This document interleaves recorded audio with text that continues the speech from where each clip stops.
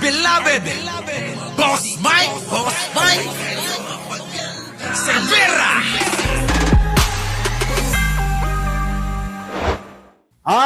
Niloloko tayo, mga kababayan ko, etong drama ng kulto ni Duterte. Kung inyo pong maalala, mga kababayan ko, ito po di ba? Sinasabi nila na ulyanin na, talagang natutumba na. Yan po yung sinasabi nila. Ulyanin na daw at natutumba na daw ho. Si Digong. Mga kababayan, eto na, lumabas na ho yung resulta ng examination ng mga eksperto.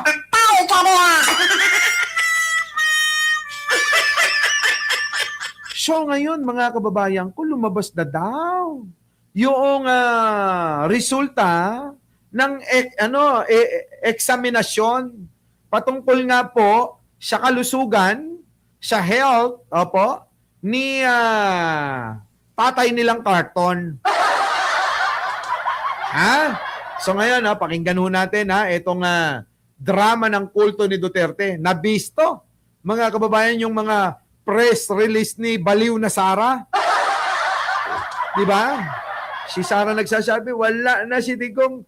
Mahina na. Oo, wala na kahit na 1/4 round. Hindi nakakayanin niya. Ganun di ba? Kahit 1/4 round si Digong, sa bengbangan, wala na talaga. Hindi na nga maalala ang mga pamilya. Hindi na nga maalala si Hanelet. Kaya si Hanelet hindi na makita, baka kasama na si Epe. Mga kababayan ko, di ba? Yun ang mga press release nila. Ngayon, pakinggan natin ang resulta ng eksaminasyon ng mga eksperto sa totoong kalusugan po ni Rodrigo Duterte. Eto na. Fit to participate o may sapat na lakas si dating Pangulong Rodrigo Duterte para dumalo sa pre-trial proceedings ng International Criminal Court o ICC. Nako! Ayan na. So maliwanag po yan ang resulta, mga kababayan ko, netong pambubudol ng kulto ni Duterte na sinasabi na hindi daw fit si Digong. Mga kababayan ko, eto na. Ang sabi ay may sapat na lakas, may sapat na kakayanan na dumalo sa mga pagdinig sa kaso niya. Nako, paano na ito? Ano kayang sasabihin ng mga DDS? Sa palagay ho ninyo, ano kaya ang masasabi ng mga DDS dito? Meron na naman po tayong patunay na pinagluloko. Harold, live tayo na pinagluloko ng kampo ni Duterte. Ito nga pong mga naniniwalang mga uto-uto. Diba, no? Grabe, no? Mga kababayan, no? Itong mga taga-suporta ni Duterte, walang hanggan yung kanilang pagiging uto-utot, pagiging mangmang. Diba? Ito na, mga kababayan ko. Pakinggan nyo. Fit to participate o may sapat na lakas si dating Pangulong Rodrigo Duterte para dumalo sa pre-trial proceedings ng International Criminal Court o ICC. Base yan sa findings ng Independent Panel of Medical Experts na kinuha para suriin ang health condition ng dating Pangulo. Ayan Kumuha sila ng eksperto para po suriin si matandang Duterte na nakakulong, mga kababayan ko, dahil ang sinasabi nga po ng kampo ng kulto ni Duterte, wala daw kakayanan. Wala daw pong mga blanco na utak, baliw na, gano'n, siraulo. At wala nang maalala kahit pa si Hanelet pa. Wala na. Ibig sabihin, wala nang maalala, wala nang silbi si Duterte. Ngayon, eto na. Lumabas na ho yung resulta ng pag-i-examine. Eto, mga kababayan, hindi ho Pilipino may gawa. Kung hindi yung mga foreigner pa. Yung mga foreigner na eksperto. Yung mga foreigner na independent po. Ibig sabihin, hindi po pwede na akusahan na nabayaran sila. Alam ko na yung sasabihin ng mga DDS eh. Sasabihin, nabayaran niyang mga yan, kaya yan ang resulta. Nabayaran niyang, kaya hindi pumabor kay Digong. Di ba ganyan sila? Di ba ganyan sila? Ganyan sila! Di ba? Nako! Eto na. Tuloy. Bagamat iba-iba raw ang naging interpretasyon ng mga eksperto, nagkakaisa sila na kahit mahina at may edad na, competent for the purpose of pre-trial proceedings. Kita nyo? So kahit iba-iba man yung kanilang mga interpretasyon netong mga eksperto, nagkakaisa naman sila na pumapabor sila na talagang fit, kayang sumagot, humarap, at dumalo sa mga hearing diyan po sa ICC. Nakaw!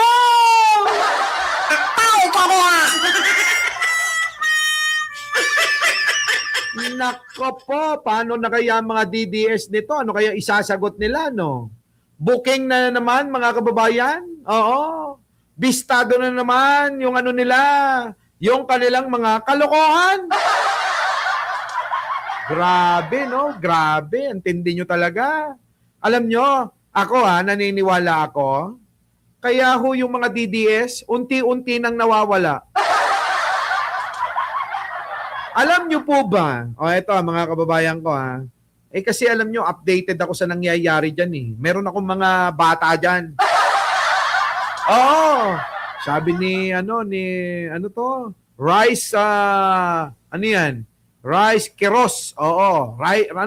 Rai ka ba yan? Keros, dikit-dikit kasi. Gwapo mo sa personal, boss. Ay, nako. Ayan sinasabi ko na sa inyo. Alam mo, hindi lang ikaw nagsasabi, marami kayo. Dami nang nagsabi niyan, boss. Thank you naman wala, pinanganak tayong talagang gwapo.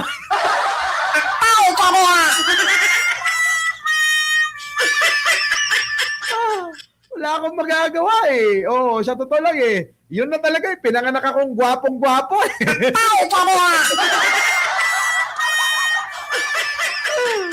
Buti na lang talaga hindi natin kamukha si Norman Mangusin, Grabe yun, si Norman Mangusin, Alam mo yung puring-puri yung sarili? Di ba, Maring Linda, no? Puring-puri yung sarili ni Norman Mangusin. Eto na. Balik na tayo sa topic, Eto na, Raika, Kiros. Ewan ko, dikit-dikit kasi yung pangalan eh. Eto na. Duterte. Kaya naman yung interpretasyon ng mga eksperto, nagkakaisa sila na kahit mahina at may edad na, competent for the purpose of pre-trial proceedings, si Duterte. Nako, mga kababayan ko, sakit yan. Niloloko kayo ni Digong.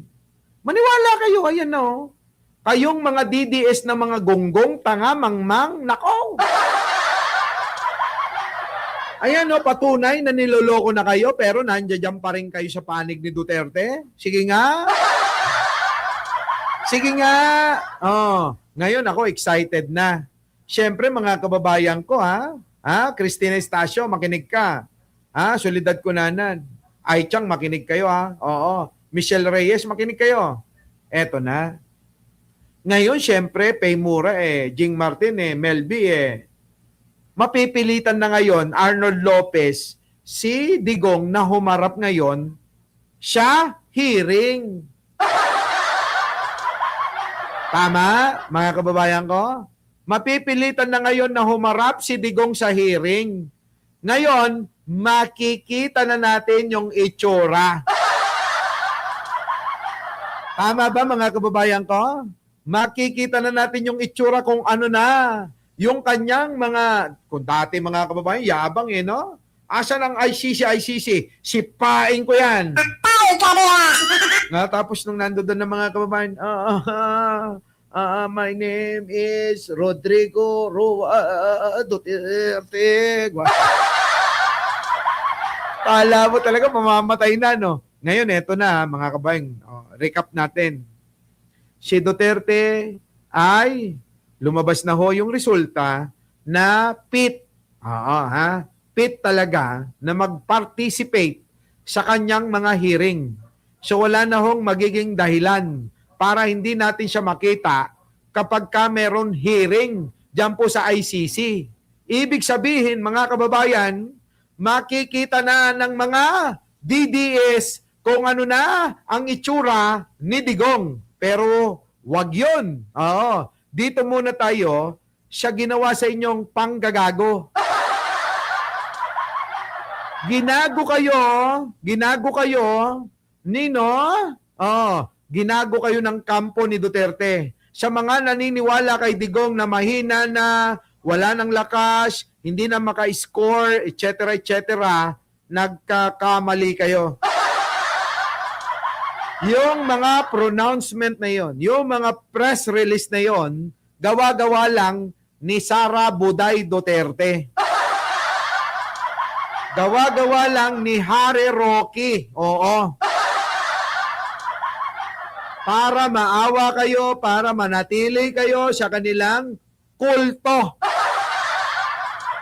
So ngayon, maniniwala pa rin ba kayo sa palabas nitong kulto ni Duterte?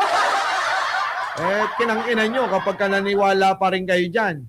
Dahil, mga kababayan ko, ang update ngayon, sa mga nagrarally, dyan po, sa may Daheg, mga kababayan, nagagalit na ho, na unti-unti na po, na nahihimasmasan, natatauhan, at nagkakaroon na ng konting talino, yung pong mga DDS na nandiyo dyan na pumupunta sa Daheg. Eto na. Sana sumunod kami kita. Ayan na mga kababayan ko, galit na galit. Pakinggan nyo mga kababayan ko. Ito po ang kaganapan. Diyan po sa Daheg, mga kababayan ko. Galit na po yung mga rallyhista dyan. Sabi po ni Aichang kaya tayo hindi umaabot ng 1,000. Konti lang yung nagla-like sa inyo. So, eto na. Pakinggan ho natin mga kababayan ko, ha? Eto na, Sumunod kami. Sana sumunod kami kay Tatay Digong. Anong napala namin? Ala ka! Wala! Sige nga, ayan na ho, ano na? Sumunod daw ho itong mga rallyhista kay Tatay Digong nila, Sara. Sara, galit na galit sa'yo, Yari ka, Sara. Galit na galit sa'yo. Galit na galit. Grabe, no? Galit na galit, Sumunod kami. Sana sumunod kami kay Tatay Digong. Anong napala namin? Wala! Wala! Kundi ba naman kasi kayong mga tanga noon, pa namin sinasabing wala kayong mapapalay dyan, Di ba matagal na natin sinasabi dyan, yan? Na wala kayong mapapalayan kay Digong, inuuto, inuurat, ginagawa kayong tanga, ginawa kayong uto-uto. Tama ba? Matagal na po nating sinasabi yan. Kahit sa comment section, kahit sa mga vlogger, kahit sa mga nasa Facebook, nasa TikTok, at lahat ng platform. Ayaw nyo kaming paniwalaan. Kaya wag na kayong magtaka kung bakit. Isa na naman po itong halimbawa na talagang nagpapatunay, mga kababayan, na itong kampo ni Duterte, mga uto-uto, tatanga-tanga at mga mangmang yung mga sumusuporta dyan. Ayan, mga kababayan, gising na po. Yung galit nila kay Sara Duterte. Di ba? Galit na galit. Kulang na lang mga kababayan, to leader nila gustong saktan si Sara Duterte. Di ba? Kulang na lang ho mga kababayan ko. Gusto nang saktan si Sara Duterte. Kayo, mga kababayan ko, ano masasabi nyo dyan, Aber? Kasi mga kababayan, hindi na ho normal yung pong galit nila.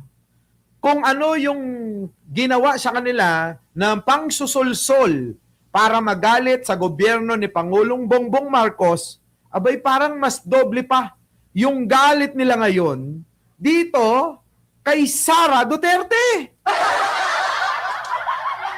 Kita nyo, mga kababayan ko? Tingnan nyo, ayan Sumunod ka rin! Sana sumunod kami kay Tatay Digong! Oh. Anong napala namin? Oh. Wala! Wala! Wala, mga kababayan ko, wala silang napala. Ang tagal-tagal nang sinasabi ni Soledad Cunanan, ni Boy George, di ba? Ni Marlon Navarro, di ba? Ni TG RK, yan, ni Remedios Reyes, ni Jing Martin, ni Paring Leo, na wala kayong mapapala dyan pero nagpatuloy pa rin kayo mga poke ng ina nyo. Tao ka rin!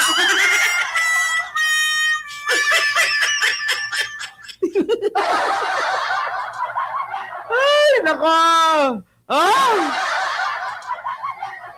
Tatanga kasi. Sinabi, matagal na. Umpisa pa lang ng laban na to. Umpisa pa lang ng Umpisa pa lang ng pag-iiyak ni Digong noon sa entablado. Mga kababayan, sinasabi na natin na niloloko kayo ni Digong Sabi rito ni Leticia Villamil, mas gwapo ka talaga, Boss Mike, if walang shades.